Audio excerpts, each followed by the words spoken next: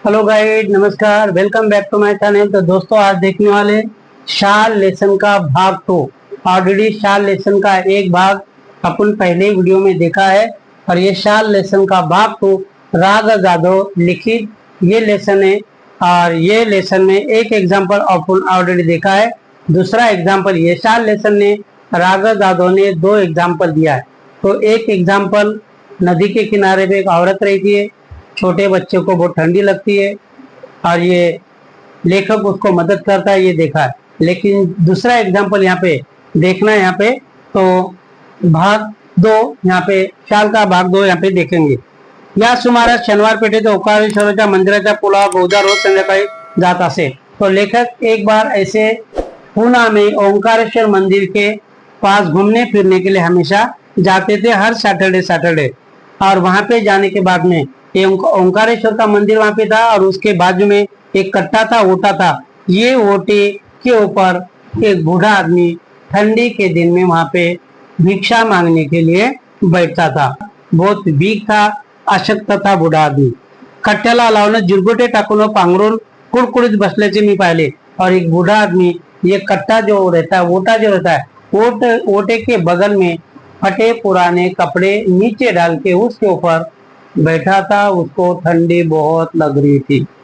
तो बाद में लेखक ने ये बूढ़े आदमी को देखा। दुसऱ्या दिवशी मी 2 शाली घेऊन ओंकारेश्वराच्या कट्ट्यावर आलो, तो म्हातारा होता। और बाद में लेखक दूसरे दिन 2 शॉल लेके ये ओंकारेश्वर मंदिर के बाजू में जाके देखते तो ये बूढ़ा आदमी वहां पे उनको दिखाई देता है, क्योंकि ये बूढ़े आदमी को बहुत ठंडी लग रही थी, बहुत वीक था। त्याला दोन्ही शाली दिल्या, त्याने थरथरत्या हाताने मला नमस्कार केला। और लेखक ने बूढ़े आदमी को दोनों भी शॉल दे दिया और फिर बूढ़े आदमी ने अपने हाथ कांपते कांपते ये शॉल ले लिया और लेखक को दोनों हाथ से नमस्कार किया। पुढे 4-5 दिवस मला काय कामामुळे संध्याकाळी ओंकारेश्वराला जाण्यास उचल लाभली नहीं। और आगे 4-5 दिन लेखक फिर वो ओंकारेश्वर मंदिर की तरफ गए नहीं, क्योंकि लेखक के पास टाइम नहीं था, उसण नहीं थी, मतलब वेळ नहीं था। त्यानंतर मी नेहमीप्रमाणे ये जा करत राहिलो। मग एकदम भिक्षेकरी वृद्धाची आठवण झाली। तो नेहमीच्या ठिकाणी नव्हता, तेथील पुलावर चक्कर मारावी म्हणून मी उठलो व पुलावरून चालू लागलो। और कुछ दिनों के बाद में लेखक को जब याद आ गया, अरे यहाँ पे एक बूढ़ा आदमी बैठता था, तो ऐसी एक चक्कर मार के आएंगे, ये बूढ़े आदमी को देखेंगे। तो ये बूढ़ा आदमी जहाँ पे बैठा था वहां पे ये नहीं था। जिस दिन लेखक ने उसको शॉल दिया था, वो 4 दिन के बाद में बूढ़ा आदमी वो जगह पे लेखक को दिखाई नहीं देता। पुलाच्या जवळपास मध्यावर तो भिक्षेकरी म्हातारा दिसला और लेखक आगे आगे धीरे धीरे आगे चले गए। और पुल के बीच में जो ब्रिज था, ब्रिज के बीच में लेखक को ये बूढ़ा आदमी दिखाई देता है। फिर से उसकी वही हालत थी, फटे पुराने कपड़े में बूढ़ा आदमी वहां पे दिखाई देता है।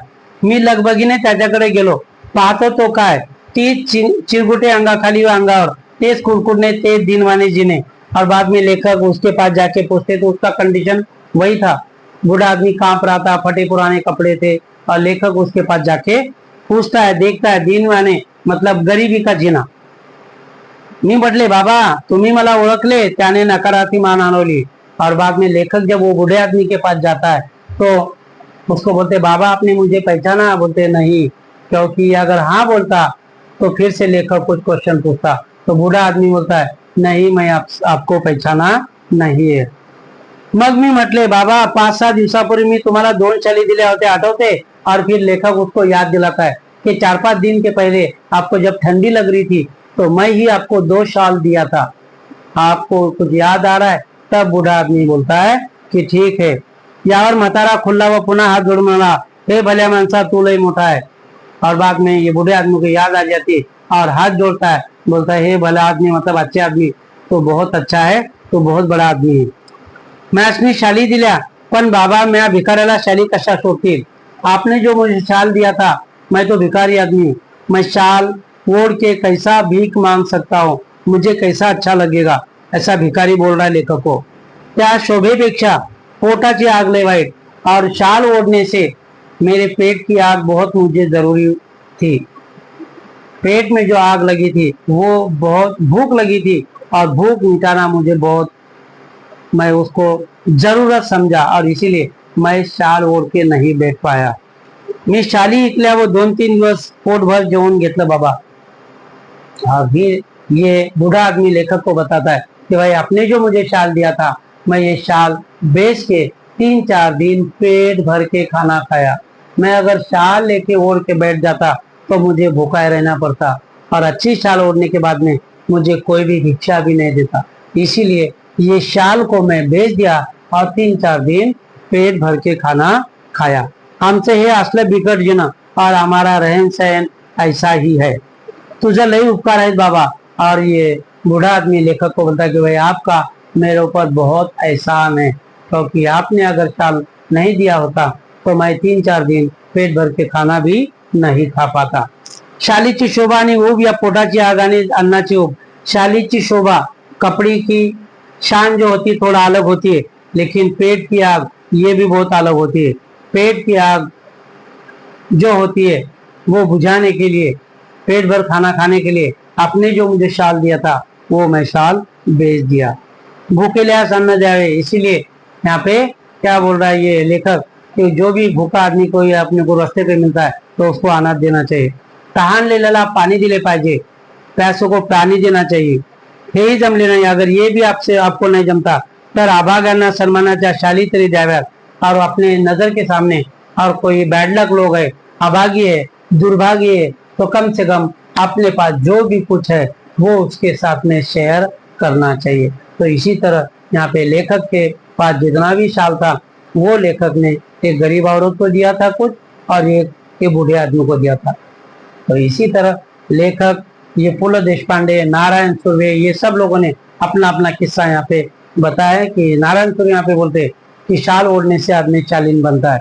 तब लेखक बताता है कि अगर ऐसा होता तो मेरे पास नहीं पैसा होता तो मैं कर्जा निकाल के शाल लेता और सब लोगों को बांटता, मैं भी शाल ओढ़ लेता ताकि मैं भी शालीन हो जाऊं। तो दोस्तों ये शाल लेसन में 2 टाइप्स के एग्जाम्पल दिया है। ये वीडियो आपको कैसा लगा कमेंट जरूर करना है। ये लेसन भी बोर्ड एग्जाम के लिए बहुत इम्पोर्टेंट है। इसका भी बोर्ड एग्जाम में 7 मार्क्स के लिए क्वेश्चन आता है।